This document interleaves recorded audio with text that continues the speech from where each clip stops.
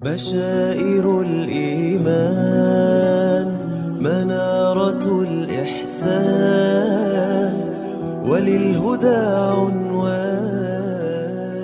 Para pemirsa rahimakumullah, dalam setiap momentum tahun baru ada beberapa hal. Sebelum kita masuk ke tema pembahasan kita pada pagi hari ini, ada beberapa hal yang ingin kami sampaikan. Yang pertama, bahwa yang mengalami pergantian tahun, yang mengalami pergantian bulan, yang mengalami pergantian hari, pergantian menit, pergantian detik, peredaran waktu, itu adalah kita, makhluk.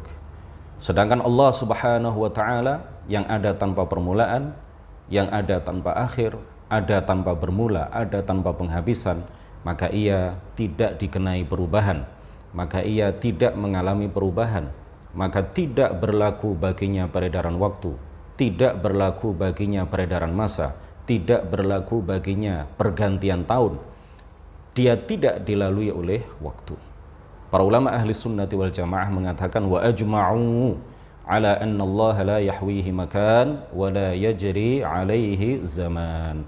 Para ulama ahli sunnati wal jamaah sepakat menyatakan bahwa Allah Subhanahu wa Ta'ala tidak diliputi oleh tempat dan tidak dilalui oleh waktu, tidak berlaku baginya perubahan masa, tidak berlaku baginya perubahan.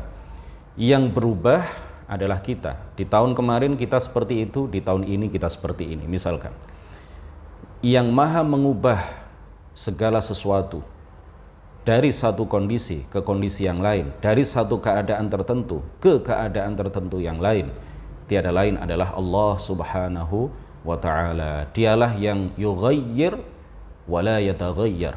Dialah zat yang maha mengubah dan dia tidak dikenai perubahan, dia tidak mengalami perubahan. Dialah sang pencipta perubahan, maka dia tidak dikenai perubahan, dia tidak berubah dari satu keadaan ke keadaan yang lain, karena Allah Subhanahu wa Ta'ala ada tanpa permulaan, azali, dan ada tanpa akhir, abadi.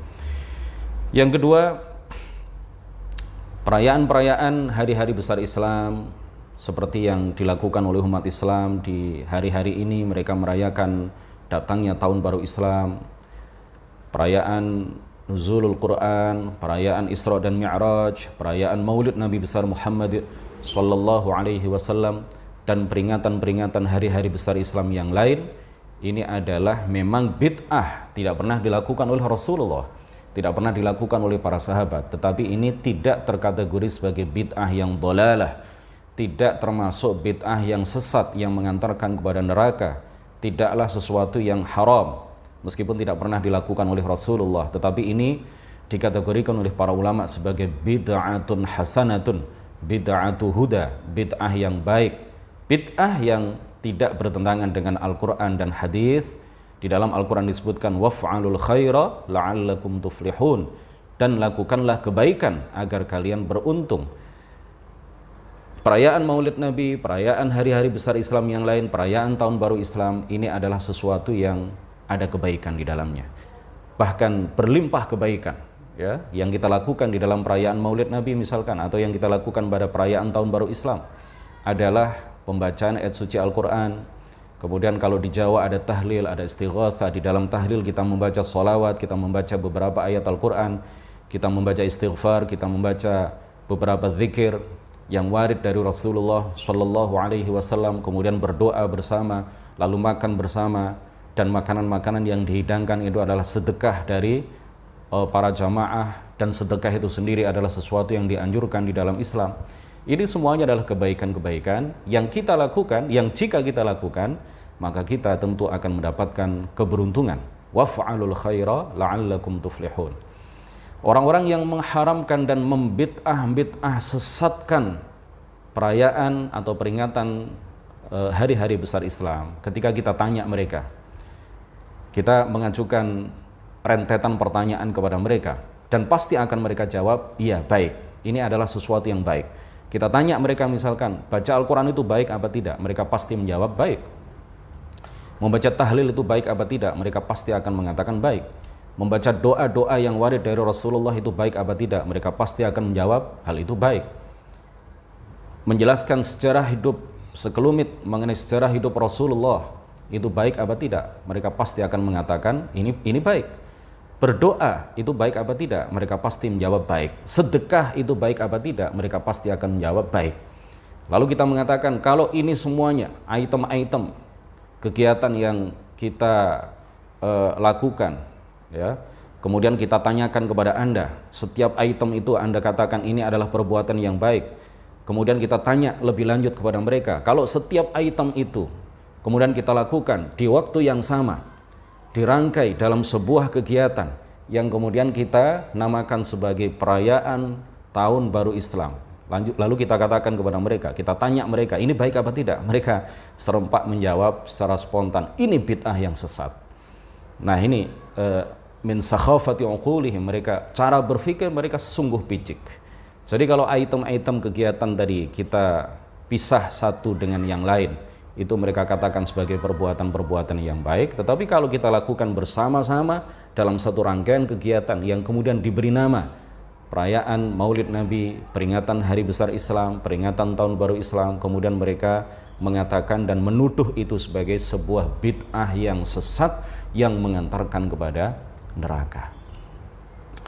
Para pemirsa rahimakumullah, yang ketiga, dalam momentum Tahun Baru ini kita juga biasanya dianjurkan oleh para ulama, dianjurkan bahkan oleh Al-Quran, ya, dianjurkan oleh hadis, dianjurkan bagi kita semuanya untuk melakukan muhasabah. Kita lihat diri kita introspeksi diri kita bercermin, kita lihat diri kita dalam sebuah cermin. Apakah di tahun baru ini kita semakin baik? Apakah di tahun baru ini ibadah kita meningkat? Apakah di tahun baru ini sedekah kita meningkat? Apakah di tahun baru ini kita semakin banyak melakukan kebaikan? Apakah semakin berganti tahun, apakah keburukan-keburukan yang kita lakukan semakin banyak kita tinggalkan, ataukah semakin banyak kita melakukan berbagai keburukan, berbagai dosa, berbagai maksiat? Kita muhasabah, kita introspeksi diri. Karena umur kita semakin pendek, jatah hidup kita semakin sedikit di dunia ini. Ya, umur umat Nabi Muhammad baina sittin wa sab'in. Jatah usia yang kebanyakan diberikan oleh Allah Subhanahu wa taala kepada umat Nabi Muhammad sallallahu alaihi wasallam adalah antara 60 sampai 70 tahun. Kalau kita sekarang sudah di usia 40-an, 50-an, berarti ajal kita akan semakin dekat. Sudahkah kita membekali diri kita dengan berbagai kebaikan yang bermanfaat bagi kita di kehidupan setelah kehidupan dunia, yaitu kehidupan di alam kubur dan kehidupan di alam akhirat?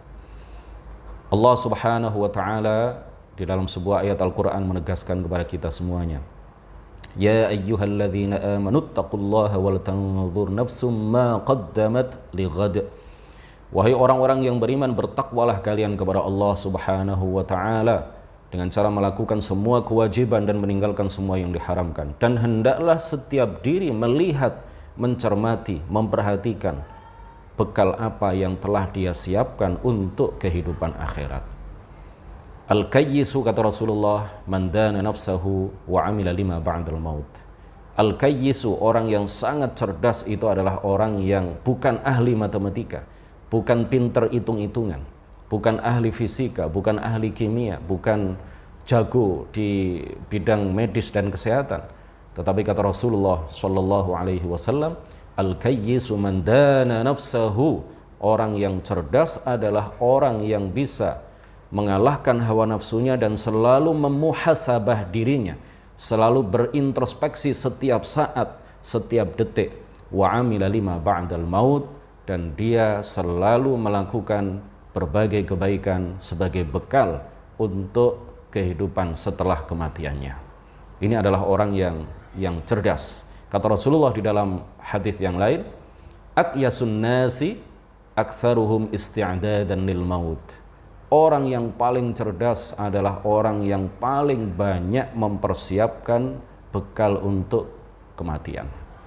Dan yang bermanfaat bagi kita di dalam kehidupan setelah kehidupan dunia ini adalah takwa dan amal soleh. Dan takwa serta amal soleh tidak akan bisa kita raih kecuali dengan ilmu agama. Oleh karena itu, slogan Yayasan Syahamah yang terus kita syiarkan, yang terus kita dengung-dengungkan, yang terus kita viralkan, yang terus kita sosialisasikan, dan terus kita ajak masyarakat untuk bergabung dengan visi dan misi Yayasan Syahamah.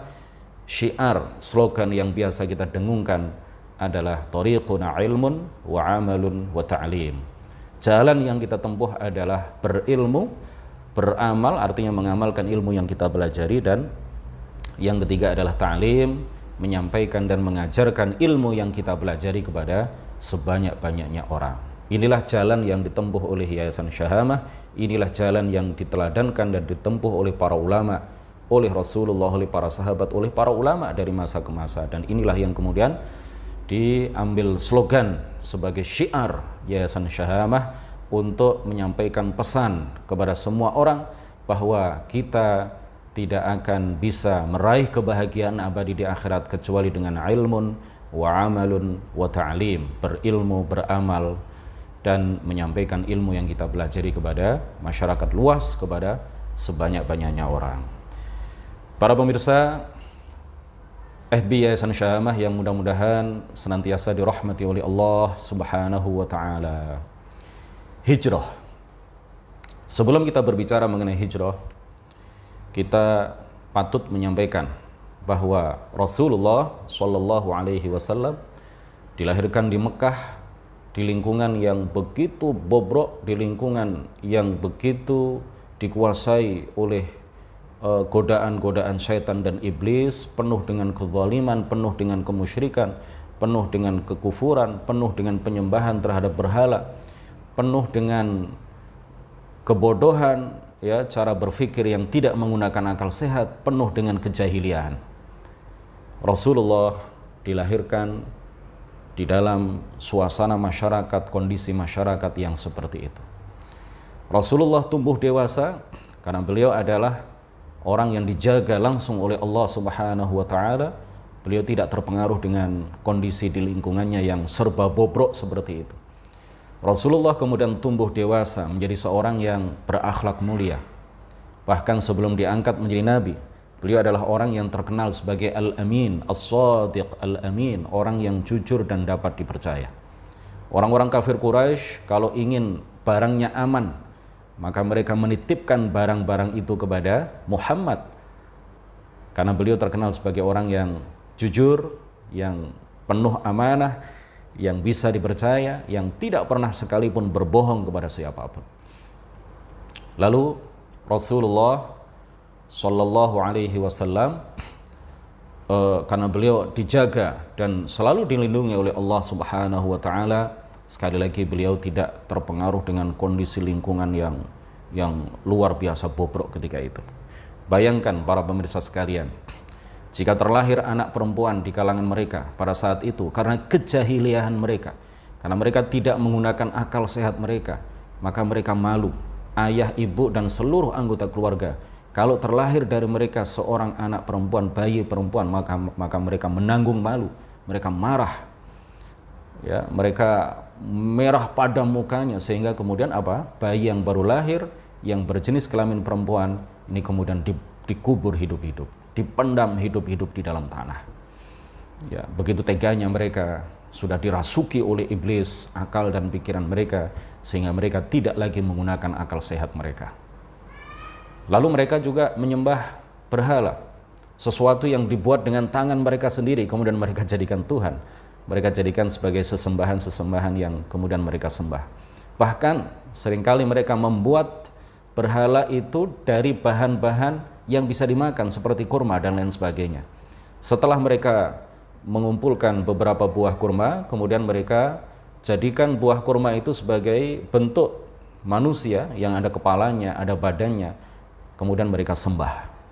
Itu mereka sembah, padahal itu mereka rakit sendiri, mereka pahat sendiri, mereka racik sendiri dengan tangan mereka, kemudian mereka sembah.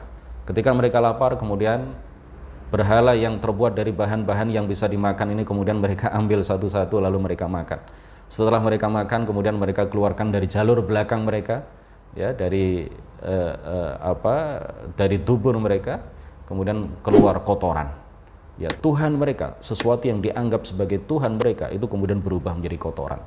Mereka tidak bisa berpikir dengan logika yang sehat karena hati dan pikiran mereka sudah penuh dengan kebodohan, dengan kejahiliahan. Ya, iblis berhasil menguasai pikiran dan hati mereka. Bahkan saking jahiliyahnya mereka, sampai-sampai mereka tawaf mengelilingi Ka'bah. Ya, mereka sebut itu sebagai tawaf, mereka sebut itu sebagai ibadah, mengelilingi Ka'bah, karena digoda oleh iblis bahwa tawaf di tempat yang suci, ibadah di tempat yang suci itu harus dilakukan tanpa mengenakan pakaian yang biasa digunakan mereka untuk melakukan dosa dan maksiat. Akhirnya iblis membisikkan kepada mereka bahwa ketika mereka tawaf mengelilingi Ka'bah, maka mereka harus melakukan itu seperti kondisi di mana mereka dilahirkan oleh ibu-ibu mereka, tanpa pakaian selembar pun, tanpa mengenakan baju sehelai pun. Akhirnya mereka tawaf dengan telanjang bulat karena mereka menganggap, dan itu adalah hasil bisikan dan godaan dari iblis, bahwa pakaian yang mereka kenakan itu tidak layak mereka pakai untuk melakukan ibadah di tempat yang suci itu, karena pakaian yang mereka kenakan adalah pakaian-pakaian yang biasa mereka gunakan untuk melakukan dosa dan maksiat. Subhanallah.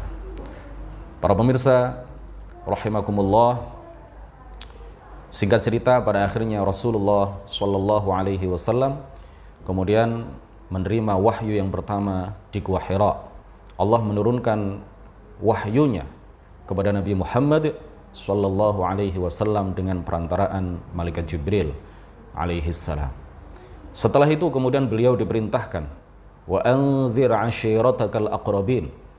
Beliau diperintahkan untuk melakukan dakwah afrodan, secara sembunyi-sembunyi, dari orang per orang, hanya kepada keluarga-keluarga dekat beliau saja. Kemudian alhamdulillah, dan beberapa orang sahabat dekat beliau, alhamdulillah, akhirnya istri tercinta beliau Sayyidatuna Khadijah mengikuti jejak beliau, menerima panggilan dakwah beliau masuk ke dalam agama Islam. Dan beliaulah perempuan dewasa yang pertama kali masuk ke dalam agama Islam, dan kemudian memperjuangkan, membantu beliau, menolong beliau di dalam memperjuangkan agama Islam. Lalu ada Sayyiduna Abu Bakar, sahabat dekat beliau, yang kemudian juga memenuhi panggilan dakwah beliau dan akhirnya masuk ke dalam agama Islam. Dan beliaulah orang yang pertama kali dari kalangan laki-laki dewasa yang masuk ke dalam agama Islam. Dan dari kalangan anak-anak ada sepupu beliau yang pada akhirnya nanti beliau ambil sebagai menantu, yaitu Sayyiduna Ali ibnu Abi Thalib radhiyallahu anhu wa karrama wajhah. Beliaulah orang yang pertama kali masuk ke dalam agama Islam dari kalangan anak-anak. Setelah beliau diperintahkan untuk menyampaikan dakwah secara sembunyi-sembunyi, beberapa waktu setelah itu beliau diperintahkan oleh Allah Subhanahu wa taala untuk melakukan dakwah secara terang-terangan. Di dalam beberapa kerumunan orang-orang kafir Quraisy ketika itu, terutama di musimul hajj, terutama di musim haji. Ya, mereka menyebutnya musim haji ala mereka pada waktu itu, ya, musim haji ala mereka, versi orang-orang kafir Quraisy. Ketika di musim haji, maka banyak orang-orang yang berkumpul di Masjidil Haram, banyak orang-orang yang berkumpul di seputar Ka'bah. Ya, mereka dari berbagai penjuru, tidak hanya dari Mekah, tetapi juga dari berbagai penjuru yang lain. Nah, kerumunan massa, ya, berkumpulnya masyarakat, berkumpulnya orang-orang yang ingin melakukan haji ala mereka, ya, pada waktu itu digunakan oleh Rasulullah, dimanfaatkan oleh Rasulullah Shallallahu Alaihi Wasallam untuk mendakwahkan Islam kepada mereka. Beliau dengan penuh keberanian, karena beliau adalah asya'un nas, beliau adalah orang yang paling pemberani, dengan penuh keberanian dan percaya diri, karena beliau yakin bahwa apa yang beliau sampaikan adalah kebenaran yang harus disampaikan kepada sebanyak-banyaknya orang. Di tengah kerumunan itu, beliau dengan penuh keberanian menyampaikan, ayyuhan nas qulu la ilaha illallah tuflihu, wahai manusia, wahai orang-orang yang hadir dan berkumpul di tempat ini, dengarkanlah Ucapkanlah dan yakinilah la ilaha illallah, tiada Tuhan yang berhak disembah kecuali Allah. Tuflihu, niscaya kalian akan beruntung. Rasulullah Shallallahu Alaihi Wasallam setelah perintah dakwah secara terang-terangan itu beliau lakukan, siksaan demi siksaan, penindasan demi penindasan, cacian demi cacian, makian demi makian, hinaan demi hinaan diterima oleh baginda Rasulullah Shallallahu Alaihi Wasallam, oleh keluarganya yang telah masuk ke dalam agama Islam, oleh para sahabat beliau yang telah masuk ke dalam agama Islam.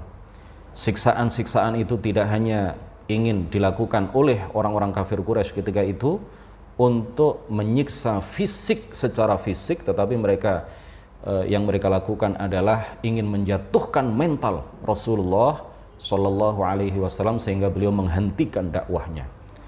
Mereka merasa tersaingi. Para pemuka-pemuka kafir Quraisy itu merasa kemunculan Nabi Muhammad sebagai seorang tokoh baru yang semakin hari semakin banyak pengikutnya. Ini dengan kesombongan mereka merasa tersaingi. Mereka merasa bahwa ada orang yang akan mengalahkan mereka. Ketokohan mereka akan dikalahkan oleh orang yang baru muncul, anak yang baru muncul kemarin sore.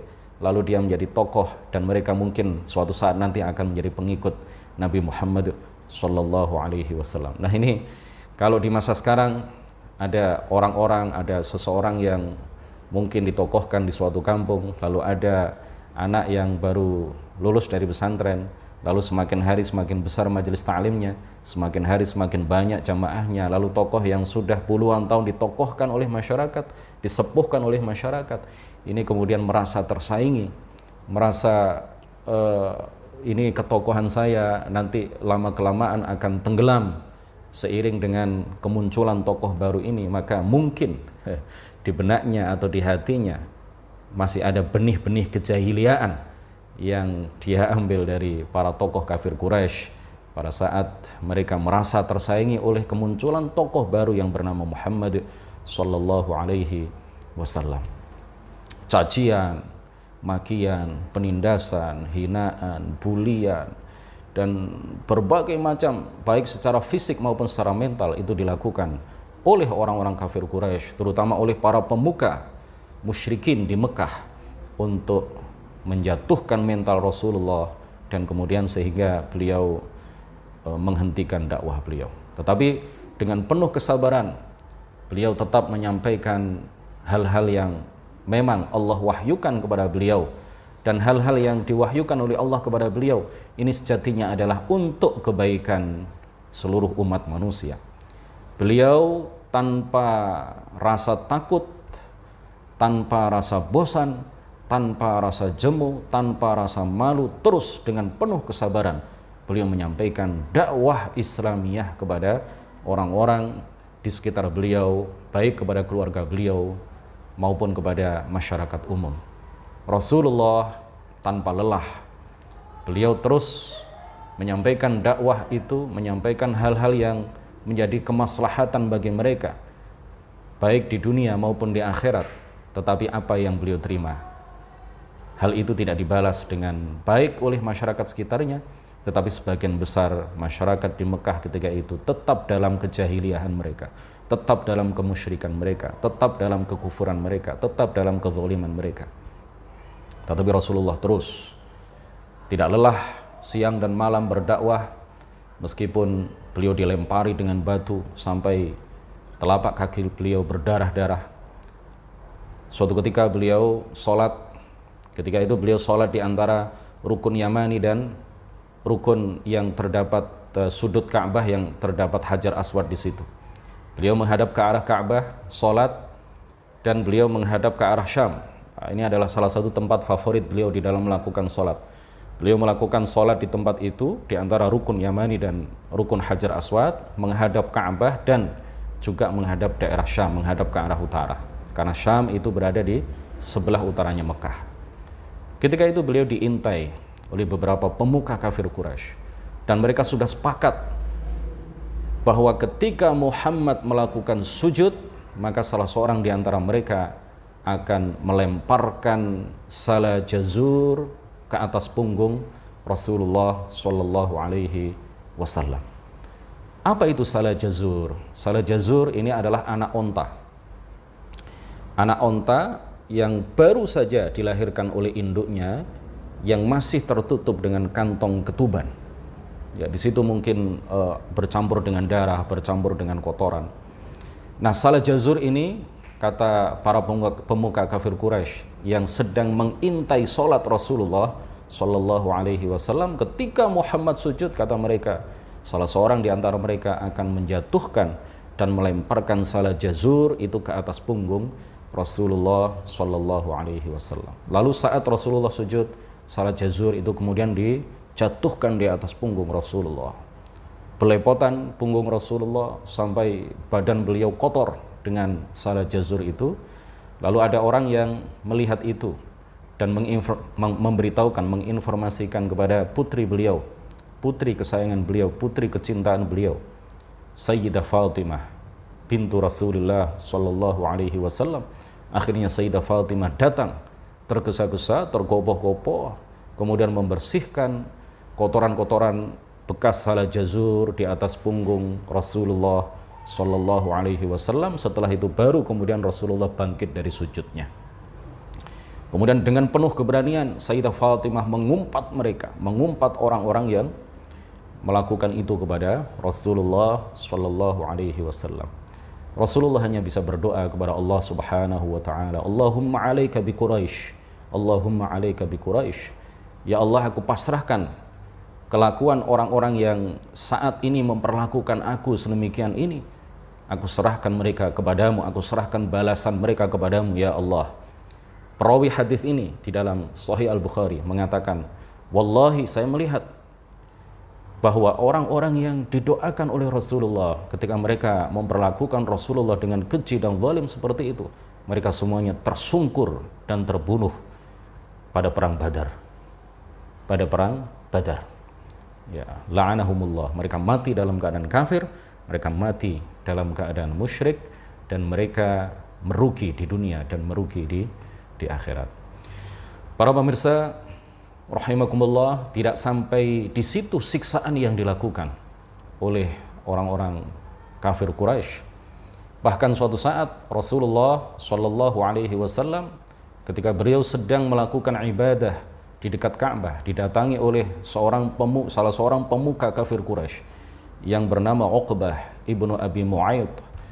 Dia kemudian mengalungkan bajunya di atas leher, di leher Rasulullah Shallallahu Alaihi Wasallam, kemudian menarik baju itu dari kedua sisinya sehingga leher Rasulullah kemudian tercekik. Lalu datanglah sahabat beliau Sayyiduna Abu Bakr As-Siddiq radhiyallahu anhu, datang kemudian mendorong Uqbah ibnu Abi Mu'ayth ini dengan penuh keberanian. Padahal Abu Bakar adalah orang yang terbilang sangat kurus. Ya, di dalam sejarah diceritakan oleh para ahli sejarah bahwa Abu Bakar ini adalah orang yang kurus, ya. Bukan orang yang badannya berperawakan besar, bukan. Tetapi dengan penuh keberanian beliau mendorong orang kafir itu untuk melindungi Rasulullah Shallallahu Alaihi Wasallam. Dan begitulah yang dilakukan oleh para sahabat. Tidak hanya Sayyiduna Abu Bakar, tetapi para sahabat yang lain. Mereka berani mengorbankan nyawa mereka, mengorbankan harta mereka, mengorbankan apapun demi tegaknya Islam dan demi untuk melindungi orang yang sangat mereka cintai, yaitu baginda Rasulullah Shallallahu Alaihi Wasallam. Kemudian Abu Bakar dengan penuh keberanian, beliau kemudian mengatakan dengan suara yang keras kepada Uqbah ibnu Abi Mu'ayth, "Ataqtuluna rajulan ayyaqula rabbi Allah?" Apakah kalian, wahai Uqbah dan orang-orang kafir ini, apakah kalian tega membunuh orang yang hanya mengatakan Rabbi Allah, Tuhanku adalah Allah Subhanahu wa ta'ala. Ini siksaan demi siksaan yang seperti itu diterima oleh Rasulullah Shallallahu Alaihi Wasallam dan dilakukan oleh orang-orang kafir Quraisy, tidak hanya kepada beliau, tetapi juga kepada sahabat-sahabat beliau, kepada keluarga terdekat beliau yang telah masuk ke dalam agama Islam. Bahkan suatu saat keluarga beliau sendiri, ya, Abu Lahab, ketika dikumpulkan keluarga-keluarga Rasulullah di suatu tempat, lalu Rasulullah mendakwahkan Islam kepada mereka, Abu Lahab lalu mengatakan kepada baginda Rasulullah sallallahu alaihi wasallam, tabban laka ya Muhammad, alihada jama'tana. Keluarga beliau sendiri, Abu Lahab mencaci beliau, memaki beliau, tabban laka ya Muhammad, alihada jama'tana. Celaka engkau wahai Muhammad, apakah untuk ini dakwah Islam yang engkau anggap ini sebagai dakwah kebenaran, apakah untuk ini kamu mengumpulkan kami? Ya, aku rugi datang ke sini. Kira-kira begitu yang dimaksud oleh Abu Lahab. Setelah itu kemudian turun surat Al-Lahab atau surat Al-Masad. Tabbat yada abi lahabi wa tabb. Jadi yang celaka itu bukan Muhammad. Di dalam ayat ini ditegaskan bahwa yang celaka, yang akan mati dalam keadaan kafir dan musyrik dan di akhirat masuk neraka selama-lamanya adalah Abu Lahab. Dan Abu Lahab ini dimasukkan ke dalam neraka oleh Allah Subhanahu wa taala dan tidak akan diringankan siksanya.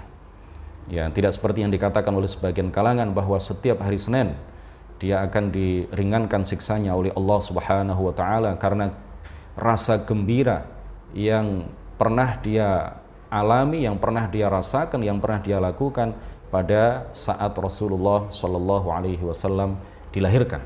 Nah, ini tidak benar, ya. Di akhirat ketika orang kafir disiksa di neraka, ya, siapapun dia, maka dia pasti tidak akan diringankan siksanya oleh Allah Subhanahu wa taala. Sahabat-sahabat Nabi beliau juga mengalami siksaan serupa. Contoh yang paling sering disampaikan oleh para ulama kita di dalam buku-buku sejarah para sahabat adalah Bilal. Sayyiduna Bilal yang merupakan budak dari seorang pemuka kafir Quraisy yang bernama Umayyah bin Khalaf, mengalami siksaan yang luar biasa. Beliau dalam satu kesempatan pada siang hari yang di situ terik panas matahari sungguh luar biasa, beliau ditelentangkan oleh tuannya yang kafir, yang musyrik, yang bernama Umayyah bin Khalaf.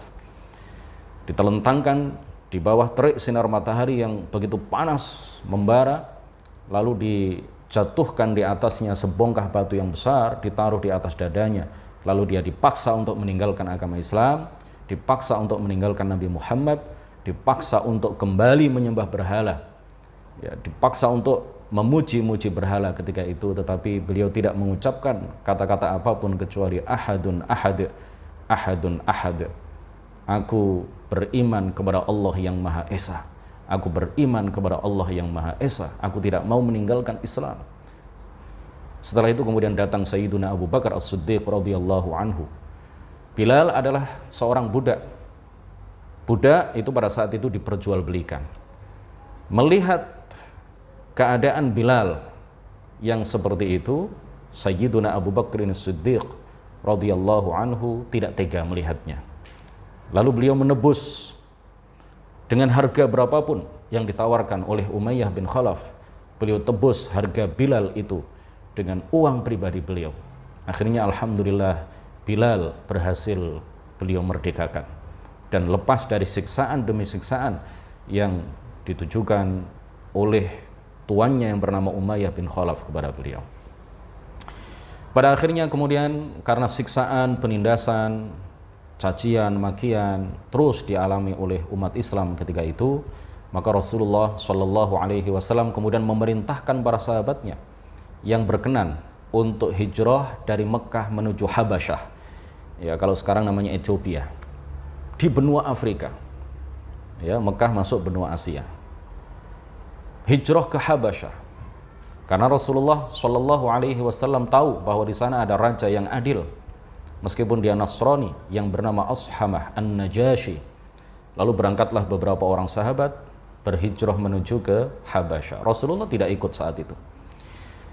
Kemudian di sana ternyata benar apa yang dikatakan oleh Rasulullah Shallallahu alaihi wasallam bahwa Ashamah An-Najashi sebagai raja Habasyah ketika itu memberikan perlindungan penuh kepada para sahabat yang berhijrah ke daerah Habasyah. Bahkan beliau pada akhirnya masuk ke dalam agama Islam. Raja Ashamah ini kemudian masuk ke dalam agama Islam. Kemudian beberapa waktu setelah para sahabat ini tinggal di Habasyah, mereka mendengar desas-desus yang menyatakan bahwa kondisi Mekah semakin baik. Siksaan yang dilakukan oleh kafir Quraisy kepada umat Islam ketika itu tensinya sudah menurun. Akhirnya beberapa orang sahabat yang sudah tinggal di Habasyah lalu mereka kembali untuk menjalani kehidupan di Mekah. Tetapi sesampainya mereka di Mekah, informasi itu ternyata salah. Kondisi di Mekah bukan semakin membaik, tetapi malah semakin memburuk. Siksaan demi siksaan yang dilakukan oleh kafir Quraisy dari hari ke hari semakin membabi buta, semakin berat. Kondisi umat Islam ketika itu luar biasa terjepit. Perjuangan Rasulullah Shallallahu Alaihi Wasallam pada saat itu luar biasa. Menghadapi hal yang seperti itu, kemudian Rasulullah memerintahkan kembali kepada para sahabatnya yang mau, yang berkenan untuk kembali berhijrah ke Habasyah. Jadi 2 kali terjadi hijrah ke Habasyah. Kemudian beberapa orang yang sudah kembali ke Mekah itu hijrah kembali ke Habasyah. Dan sebagian masih tinggal di Mekah, dan sebagian yang belum hijrah pada hijrah pertama, pada hijrah yang kedua ke Habasyah ini kemudian mereka ikut berhijrah ke Habasyah dan mendapat perlindungan penuh di Habasyah dari Raja Ashama An-Najasyi, meskipun para pemuka kafir Quraisy ketika itu mengutus beberapa utusan. Ya, diantaranya adalah Amr ibn al-As yang saat itu masih kafir, dan utusan-utusan yang lain untuk merayu Raja Habasyah supaya beliau mau mengembalikan ya para sahabat ini ke Mekah. Ya, mereka merayu, tetapi rayuan mereka tidak berhasil, dan pada akhirnya Raja Ashamah ini bukan malah mengikuti rayuan yang dilakukan oleh utusan-utusan kafir Quraisy ini, tetapi beliau malah kemudian masuk ke dalam agama Islam, dan beliau dikategorikan para ulama sebagai seorang tabi'in. Meskipun beliau masuk Islam di masa hidup Rasulullah, tetapi karena beliau tidak pernah berjumpa dengan Rasulullah, yang mereka jumpai adalah para sahabat, maka Ashamah ini masuk kategori tabi'in dan menjadi wali min awliyaillahi ta'ala. Setelah makamnya setelah beliau dimakamkan, tidak lama setelah itu muncul cahaya yang sangat terang benderang sekali muncul dari dalam makam beliau, dan ini menunjukkan bahwa beliau adalah seseorang yang mati dalam keadaan menjadi kekasih Allah Subhanahu wa Ta'ala, wali di antara wali-wali Allah Subhanahu wa Ta'ala. Mudah-mudahan kita suatu saat nanti bisa berziarah ke makam beliau. Dan sampai sekarang ada beberapa makam para sahabat di Habasyah, di Ethiopia sana, karena memang beberapa orang sahabat karena sudah merasa nyaman berdakwah di sana, mereka tidak mau kembali ke Mekah dan juga tidak kembali ke Madinah ya, pada saat Rasulullah hijrah dari Mekah menuju Madinah, dan pada akhirnya mereka wafat di sana dan dimakamkan di sana. Para pemirsa FB Yayasan Syahamah yang mudah-mudahan senantiasa mendapatkan limpahan taufik dan rahmat dari Allah Subhanahu wa Ta'ala. Cacian dan makian serta siksaan, penindasan yang dilakukan oleh orang-orang kafir Quraisy dari hari ke hari semakin menjadi-jadi, dari hari ke hari semakin membabi buta, sehingga pada suatu saat mereka berkumpul di Darun Nadwah, di suatu tempat yang bernama Darun Nadwah, tempat berkumpulnya para pemuka Quraisy untuk membicarakan hal-hal penting. Saat itu mereka bermusyawarah bagaimana cara menghentikan dakwah Muhammad. Banyak usulan-usulan yang disampaikan, banyak masukan-masukan yang disampaikan. Pada saat itu iblis ikut rapat, beralih rupa menjadi bentuk dan sesosok manusia. Setiap kali ada usulan, iblis melemahkan pendapat itu. Setiap kali ada masukan, maka kemudian iblis melemahkan masukan itu. Ini masukan yang tidak baik, kita tidak akan bisa menghentikan Muhammad dengan cara seperti ini, dan seterusnya. Sampai pada akhirnya disepakati sebuah pendapat yang menyatakan bahwa setiap kabilah dipilih pemuda yang paling kuat. Dari setiap kabilah dipilih pemuda yang paling kuat, ya, paling gagah, paling berani. Kemudian mereka diperintahkan oleh setiap kabilah untuk membunuh Muhammad dengan satu tebasan pedang. Mereka dibekali dengan pedang yang sangat tajam. Kemudian mereka diperintahkan untuk membunuh Nabi Muhammad dengan sekali tebasan, dengan sekali tusukan. Sehingga apa? Sehingga keluarga Nabi Muhammad, kabilah Nabi Muhammad, Bani Nabi Muhammad tidak akan bisa menuntut balas karena yang melakukan pembunuhan kepada Muhammad itu kata mereka adalah semua kabilah. Dan akhirnya diharapkan mereka tidak akan menuntut balas. Ya, mereka mungkin hanya akan minta diat, ya, minta denda saja. Tetapi kabilahnya Nabi Muhammad tidak akan bisa menuntut balas karena yang membunuh Muhammad adalah semua kabilah. Pendapat inilah yang akhirnya disepakati dan iblis kemudian menguatkan pendapat itu, dan pada akhirnya pendapat itulah yang disepakati di dalam forum musyawarah para pemuka kafir Quraisy di Darun Nadwah. Kemudian pada malam yang telah disepakati, para pemuda yang paling kuat dari setiap kabilah ini menuju ke rumah tempat Nabi Muhammad SAW biasa bermalam. Nabi Muhammad sebelum kedatangan mereka didatangi oleh Malaikat Jibril alaihissalam.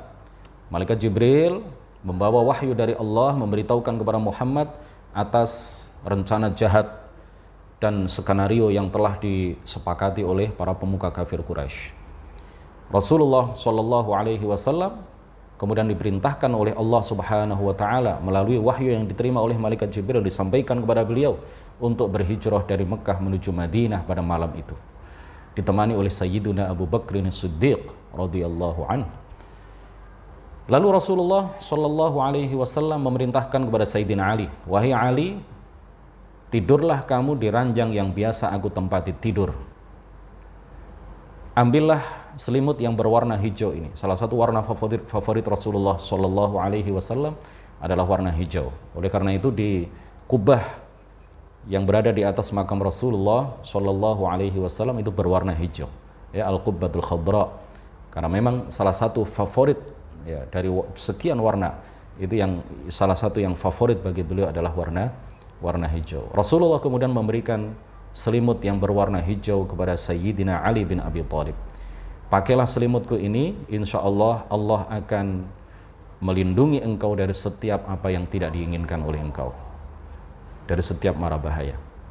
Lalu Sayyidina Ali dengan penuh keberanian mengambil resiko, ya, beliau mungkin saja ketika selimut itu tidak dibuka oleh orang-orang kafir Quraisy, oleh para pemuda tadi yang mengepung rumah Rasulullah SAW, bisa jadi beliau yang akan dibunuh. Tetapi beliau berani berkorban nyawa demi untuk perjuangan Islam, demi untuk melindungi Rasulullah SAW. Dan kenapa Sayyidina Ali tidak diajak serta ke Madinah, ya, berhijrah bersama Rasulullah dan para sahabat yang lain, ya, dengan Abu Bakar pada saat itu? Ada tujuan lain dari Rasulullah SAW, karena Rasulullah banyak titipan-titipan, barang-barang titipan dari orang-orang kafir Quraisy yang menitipkan barang-barang mereka kepada Rasulullah, karena Rasulullah adalah orang yang dianggap amanah di dalam menjaga barang-barang titipan. Sayyidina Ali diperintahkan oleh Rasulullah, ya, sampai dalam kondisi yang sangat berbahaya ketika itu. Pada saat itu Rasulullah masih mengingat barang-barang amanat yang dititipkan kepada beliau oleh orang-orang kafir Quraisy. Sayyidina Ali diperintahkan oleh beliau untuk tinggal dulu beberapa saat di Mekah untuk mengembalikan satu persatu barang-barang amanah yang dititipkan kepada beliau kepada masing-masing pemiliknya. Pada malam itu, setelah Sayyidina Ali tidur memakai selimut hijau beliau di atas ranjang yang biasa beliau tempati untuk tidur, lalu Rasulullah SAW mengambil segenggam tanah, mengambil segenggam debu, kemudian beliau keluar rumah sambil membaca surat Yasin, mulai dari ayat yang pertama sampai firman Allah Subhanahu wa taala, wa aghsyainahum fahum la yubsirun. Sambil membaca surat Yasin beliau menaburkan debu, segenggam debu yang beliau ambil itu ke kepala para pemuda yang sedang mengepung rumah beliau. Mata mereka kemudian dihalangi oleh Allah Subhanahu wa taala sehingga mereka semuanya tidak melihat keberadaan Rasulullah sallallahu alaihi wasallam. Rasulullah kemudian dari Mekah, beliau keluar dari Mekah ditemani oleh Sayyiduna Abu Bakrin As-Siddiq radhiyallahu anhu. Dan pada keesokan harinya para pemuka kafir Quraisy datang ke tempat yang dikepung oleh para pemuda yang kuat dari masing-masing kabilah itu. Mereka heran, apa yang kalian lakukan, apa yang kalian tunggu? Mereka kemudian mengatakan, kami menunggu Muhammad keluar dari rumahnya. Lalu orang-orang yang menjadi pemuka kafir Quraisy itu mengatakan, Muhammad telah keluar dari rumahnya, Muhammad telah pergi, Muhammad telah lari dari kita. Nah, ini penting untuk disampaikan kepada kita semuanya, bahwa hijrah Rasulullah dari Mekah menuju Madinah itu bukanlah upaya melarikan diri dari orang-orang kafir Quraisy. Bukanlah karena beliau takut kepada siksaan orang-orang kafir Quraisy. Bukan pula karena sikap putus asa beliau terhadap orang-orang kafir Quraisy, terhadap kondisi yang terjadi ketika itu. Bukan pula dimaksudkan untuk mencari kenyamanan, mencari kehidupan yang lebih baik, mencari ketenaran, mencari kekuasaan di Madinah, bukan. Tetapi beliau hijrah dari Mekah menuju Madinah itu semata-mata karena menjalankan perintah Allah Subhanahu wa ta'ala. Tidak ada tujuan lain kecuali menjalankan perintah, memenuhi perintah Allah Subhanahu wa ta'ala. Kalau seandainya Allah memerintahkan kepada beliau dan para sahabatnya untuk tetap tinggal di Mekah, berdakwah di Mekah, maka hal itu pasti akan beliau lakukan, seberat apapun siksaan, makian, penindasan yang dilakukan oleh orang-orang kafir Quraisy kepada beliau. Oleh karena itu, beliau tidak berhijrah di saat wahyu pertama diturunkan kepada beliau, di saat terjadi makian, penindasan, siksaan ya pertama kali dilancarkan oleh orang-orang kafir Quraisy, tidak. Tetapi hijrah itu beliau lakukan 13 tahun setelah beliau berdakwah di Mekah. Singkat cerita, para hadirin rahimakumullah, beliau kemudian dikejar oleh orang-orang kafir Quraisy, oleh para pemuka kafir Quraisy yang jumlahnya sangat banyak. Bahkan mereka menawarkan bagi siapapun yang bisa membawa kembali Muhammad ke Mekah, maka dia akan mendapatkan 100 ekor unta. Sayembara itu kemudian dimaklumatkan kepada setiap orang, dan pada akhirnya banyak orang yang mengejar Nabi Muhammad beserta sahabat beliau terkasih Sayyiduna Abu Bakrin As-Siddiq radhiyallahu anhu. Dan kemudian beliau berdua sembunyi di Gua Thaur. Sembunyi di Gua Thaur. Gua yang tidak terlalu tidak terlalu luas ya, gua yang sempit. Beliau di situ kurang lebih 3 hari, ditemani oleh sahabat Abu Bakrin As-Siddiq radhiyallahu anhu. Kuasa Allah Subhanahu wa ta'ala, karena beliau adalah nabi, rasul, utusan Allah yang dijaga langsung oleh Allah Subhanahu wa ta'ala. Illa tansuruhu faqad nasarahu Allah. Jika kalian wahai orang-orang tidak menolong Muhammad, maka Allah lah yang menjadi penolong Nabi Muhammad sallallahu alaihi wasallam. Setelah Rasulullah sallallahu alaihi wasallam masuk ke dalam Gua Thaur, lalu langsung tumbuh-tumbuhan. Ya, langsung tumbuh-tumbuhan seperti yang diriwayatkan oleh Al-Baihaqi di dalam kitab Dalailun Nubuwah. Tumbuh sebuah tumbuhan di depan beliau, sehingga orang-orang yang sekiranya ingin melihat jasad mulia beliau maka terhalangi oleh pohon itu. Tidak lama kemudian datang laba-laba, membuat jaring-jaring laba-laba, membuat rumah laba-laba itu, membuat rumah, membuat jaring-jaring di pintu gua. Lalu setelah itu dengan kuasa Allah Subhanahu wa ta'ala datang 2 ekor merpati liar. 2 ekor merpati liar datang ke situ, kemudian bertelur di situ. Datanglah orang-orang yang mengejar beliau karena ingin mendapatkan 100 ekor unta. Mendengar sayembara itu, berbondong-bondonglah orang yang mengejar Nabi Muhammad, dan ada beberapa orang yang sudah sampai di depan bibir Gua Thaur. Sebagian dari mereka yakin bahwa Muhammad ini pasti ada di dalam Gua Thaur. Tetapi sebagian dari mereka kemudian melihat dan memperhatikan, mencermati bahwa di bibir gua, di pintu gua itu ada jaring laba-laba, ada rumah laba-laba. Kemudian juga di situ ada 2 ekor burung merpati. Kalau Muhammad masuk ke Gua Thaur, pasti jaring laba-laba ini akan rusak. Pasti 2 ekor merpati ini akan terbang, tidak akan sampai bertelur di situ. Allah Subhanahu wa ta'ala menyelamatkan nabinya beserta sahabatnya yang berada di Gua Thaur. Seandainya mereka melihat ke arah bawah, maka pasti mereka akan melihat kaki Rasulullah dan kaki sahabat Abu Bakar As-Siddiq radhiyallahu anhu. Tapi Allah menjaga nabinya, Allah menjaga rasulnya, Allah menjaga kekasihnya yang bernama baginda Nabi besar Muhammad sallallahu alaihi wasallam. Kemudian ada kisah menarik ketika beliau berdua di Gua Thaur. Di situ ada beberapa lubang. Sayyiduna Abu Bakar As-Siddiq dalam satu kesempatan beliau khawatir, sangat mengkhawatirkan keselamatan Rasulullah. Jangan-jangan di balik lubang-lubang yang ada di gua itu ada ular, ada kalajengking dan binatang-binatang berbisa yang lain, yang kalau itu keluar dari lubang-lubang itu maka hal itu akan membahayakan kekasihnya, yaitu Nabi Muhammad sallallahu alaihi wasallam. Akhirnya ditutup, ya, lubang-lubang itu ditutup dengan kedua telapak kaki Sayyiduna Abu Bakar, dan dalam satu momen kaki beliau, telapak kaki beliau kemudian digigit digigit oleh ular yang berbisa. Menahan rasa sakit yang luar biasa, beliau tidak berani untuk bergerak, beliau tidak berani untuk bersuara karena takut mengganggu Rasulullah saat itu yang sedang beristirahat, yang sedang tidur. Tetapi kemudian lama-kelamaan beliau tidak bisa menahan rasa sakit, sehingga kemudian beliau meneteskan air mata, saking beliau menahan rasa sakit yang luar biasa, sampai kemudian terdengar suara dari Sayyiduna Abu Bakar As-Siddiq, suara tangisan dari Sayyiduna Abu Bakar As-Siddiq radhiyallahu an. Lalu Rasulullah kemudian terbangun dari tidurnya, terjaga dari istirahatnya. Beliau bertanya, apa yang sedang terjadi wahai Abu Bakar? Abu Bakar kemudian menceritakan apa yang terjadi. Lalu Rasulullah sallallahu alaihi wasallam mengatakan, mana yang digigit oleh ular, wahai sahabatku? Rasulullah kemudian mengambil sedikit air ludah mulia beliau. Air ludah beliau adalah air ludah yang penuh dengan barokah. Di situ ada syifa, di situ ada obat dari Allah Subhanahu wa taala. Allah menjadikan pada air liur Rasulullah penuh barokah dan bisa menjadi obat.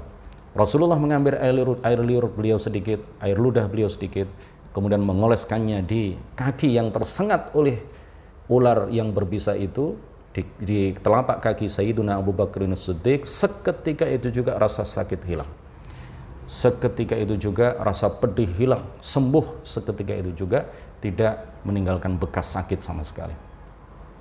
Singkat cerita, hadirin sekalian, lalu Rasulullah Shallallahu Alaihi Wasallam berhijrah dari Mekah menuju ke Madinah ditemani oleh Abu Bakar.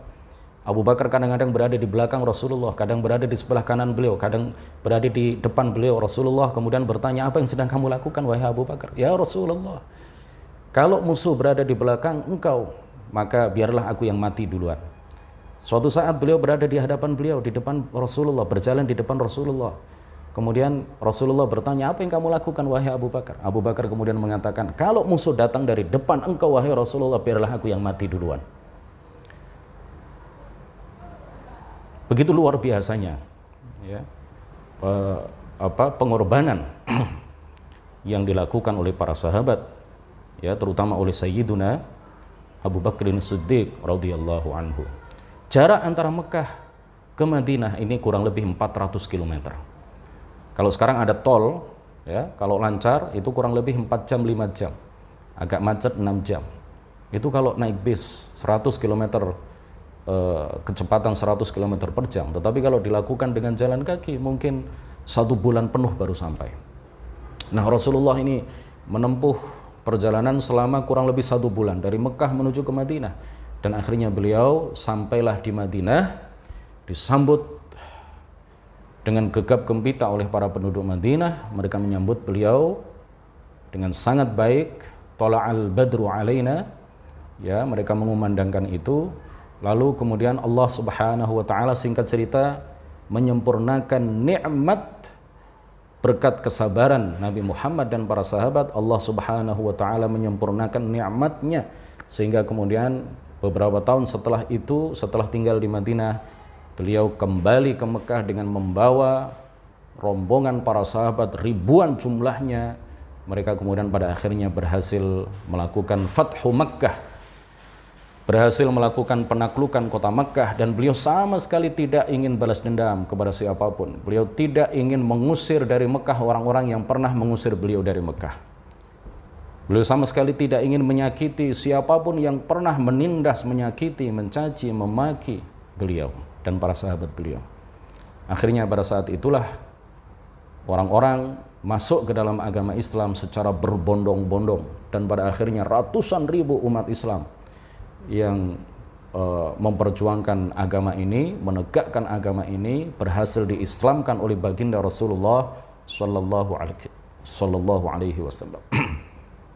Rasulullah sendirian, tetapi ketika beliau meninggal, beliau meninggalkan ratusan ribu para sahabat yang siap kapanpun untuk menegakkan dan menyebarluaskan agama yang Allah turunkan kepada beliau, yaitu agama Islam, agama yang tidak hanya diturunkan kepada beliau, tetapi juga diturunkan kepada seluruh nabi, seluruh rasul, mulai dari nabi dan rasul yang pertama, Nabi Agung Nabi Adam alaihissalam, sampai nabi yang terakhir, nabi kita baginda Nabi Muhammad sallallahu alaihi wasallam. Dengan kesabaran beliau memperoleh kejayaan, dengan ketabahan, ketegaran, tidak lelah di dalam berdakwah, tidak lelah, tidak jemu, tidak bosan, tidak malu, dengan penuh keberanian, dengan ketabahan beliau berhasil mengislamkan ratusan ribu orang, dan pada akhirnya alhamdulillah umat Nabi Muhammad yang masuk Islam, kaum muslimin yang mengikuti ajakan seruan Nabi Muhammad dan dakwah yang disampaikan oleh Nabi kita Nabi Muhammad Sallallahu Alaihi Wasallam, sekarang jumlahnya sudah miliaran, tidak hanya jutaan tapi sudah miliaran di berbagai belahan dunia. Karena para sahabat ketika itu ada yang diutus ke berbagai penjuru, ada yang sampai ke negeri Cina, ada yang ke Irak, ada yang ke Mesir, ada yang ke Yaman, ada yang ke berbagai penjuru dunia. Mereka menyebarkan Islam, menegakkan Islam, memperjuangkan Islam, dan alhamdulillah saat ini hasil usaha jerih payah dakwah yang dilakukan oleh Rasulullah sudah bisa kita saksikan bersama. Alhamdulillah ala ni'matil islami wal iman. Alhamdulillah kita patut bersyukur kepada Allah Subhanahu wa taala karena kita dijadikan oleh Allah sebagai para pengikut Nabi Muhammad sallallahu alaihi wasallam. Marilah kita pegang teguh Islam dan iman ini sampai pada akhirnya kelak mudah-mudahan kita diwafatkan oleh Allah Subhanahu wa taala dalam keadaan husnul khatimah, dan mudah-mudahan kita bisa berkumpul di akhirat kelak di surga bersama Nabi Muhammad sallallahu alaihi wasallam, bersama para sahabat, bersama para aulia, bersama guru-guru kita, bersama mursyid-mursyid kita, bersama asatidz kita.